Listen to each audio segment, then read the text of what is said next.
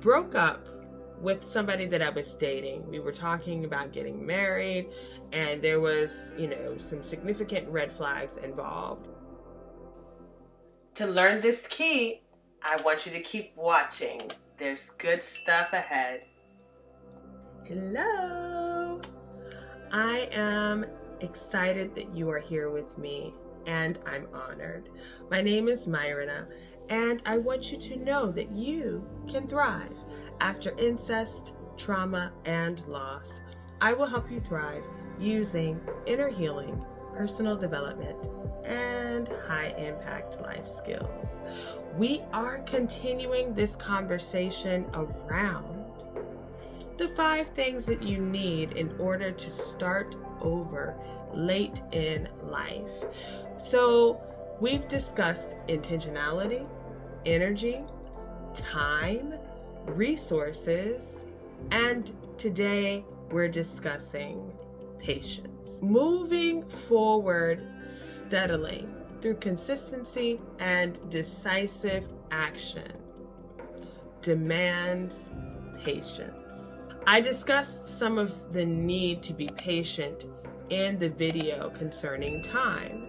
I just want to reiterate the fact that time certainly is connected to patience. Patience helps you in your process because there are certain things and certain experiences that you're going to have in starting over that will lean on your patience muscle. You will exercise patience in this process, and that is a good thing.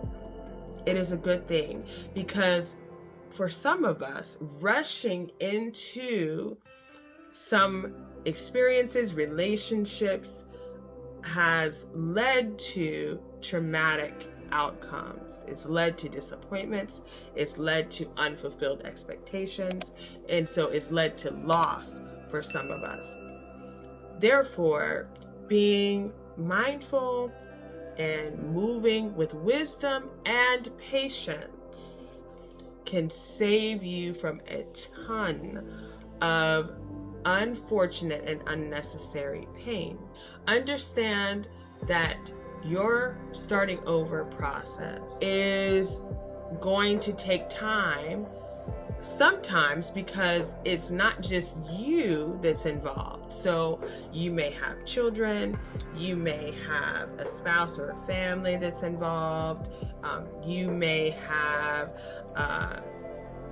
financial recovery that will take some time in being complete. You may be in a process of grief. These particular experiences of life require time. It requires patience because it's not going to be an expedient thing. It can be, but if it's not, your patience and your joy for the future, that expectation for the future will help you be patient.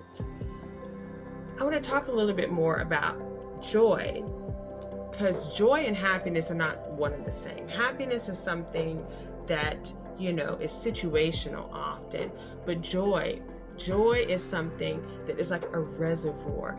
It's a deep, deep source of peace, of hope, of expectation. There's just something that is like an excitement in knowing that there's more to come in the future. And it's not all the time something that is outwardly expressed in the sense of just that, super high energy, explosive light that may come from happiness. You know what I mean? This is something that is a steady, piercing laser. That's joy. It is present. It is piercing, and it cuts through the mess of life and the pain of life, and it is very present. The reason why you want to prioritize patience in your process.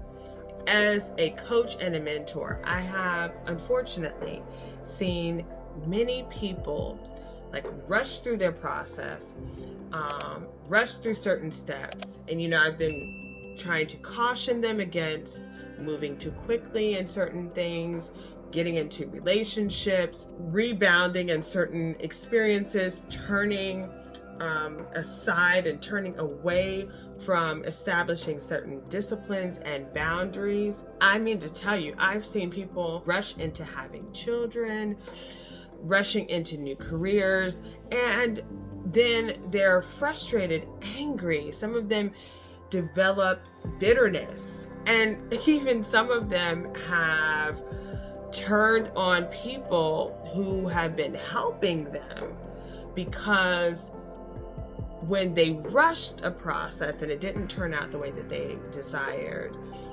then they just exploded with bitterness and anger because of the unfulfilled expectations.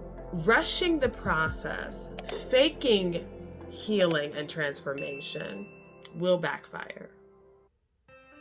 And the thing that's so sad about it is that they accepted a more sleek version of the toxic stuff that they just came out of, or the painful stuff that they just came out of, that led them to seeking to start over.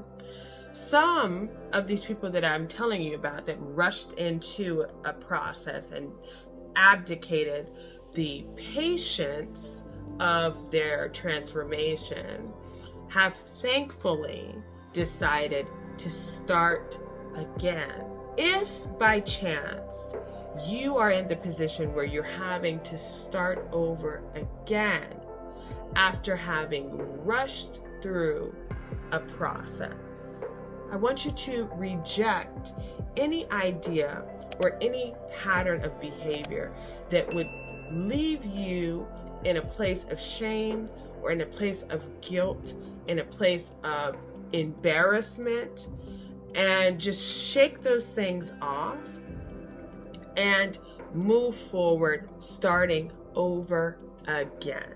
I broke up with somebody that I was dating. We were talking about getting married, and there was, some significant red flags involved. Time went by, and we connected again, and we started talking about hopes and dreams for the future, and we decided that we were going to get married. And that led to separation and divorce. The reason why is because I rushed through a process. With there being those red flags during that initial dating process, and there were certainly red flags. There was an on again, off again type of pattern. We just weren't connecting in certain significant ways to determine longevity worthy enough for the covenant of marriage. After the separation and the divorce, I was very clear at that point that there was not going to be any further back and forth, that there was not going to, I needed to establish a boundary, because it was not a healthy relationship. There was a lot of toxic patterns that were there. And so I said, yeah, after the divorce, I bid you God's peace, and I need to move on. And I was able and free to move forward. So when I tell you, I understand how starting over again can feel, I definitely get it. And I did have to break through guilt and shame and disappointment and embarrassment. I did have to process through those things, but I'm grateful that I took the time to do that, to assess the reality of what I dealt with, to assess my contribution to what led me to that place, and then to move forward with clarity of the end goal in mind, so that I could be patient in my process and fully do the work that was necessary to heal and to thrive. The good news is there is help for you. I would love to help you be consistent and decided towards your end goal. I certainly want you to avoid mistakes, to avoid delays, and to avoid the very tempting invitation to rush through your process.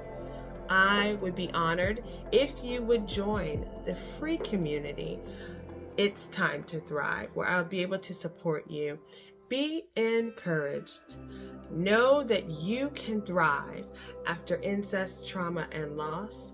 I will help you thrive using inner healing, personal development, and high-impact life skills. I love you, but Jesus will always love you best. I'll talk to you soon.